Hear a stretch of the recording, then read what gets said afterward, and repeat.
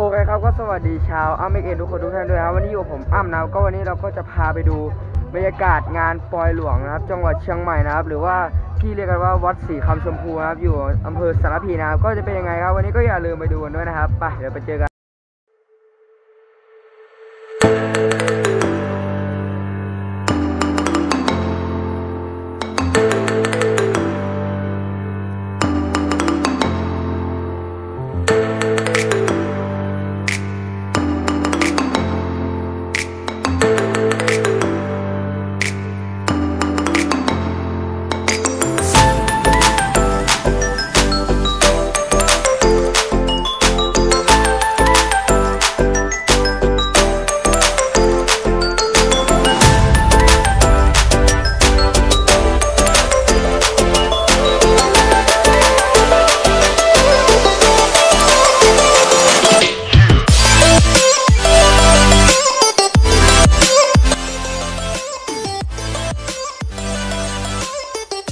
โอเคครับก็วันนี้ก็เป็นวันที่1นะคือวันเสาร์นะก็ขอจบเพียงเท่านี้นะเพราะว่าพรุ่งนี้จะมีขบวนนะเขาจะเอาแบบ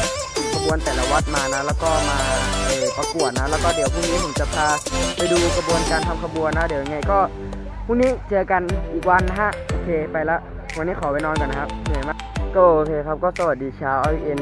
กันด้วยนะครับวันนี้ก็เป็นวันที่2ของงานปอยหลวงนะของวัดศรีคำชมพูนะก็ตอนนี้เราก็จะไปเดินขบวนนะครับเพื่อจะแบบเป็นหัววัดเนี่ยครับเดินขบวนเข้าไปแต่ละวัดเข้าไปวัดครับแล้วก็ประกวด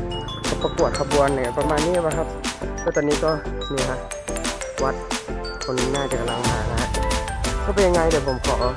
เก็บนี่นะก็จะนี่นะก็จะเป็นช่างฟ้อนนะช่างฟ้อนเนี่ยช่างฟ้อนนะก็ไงเดี๋ยวไปเจอตอนเดินขบวนเลยครับเที่ยวไงเดี๋ยวเจอ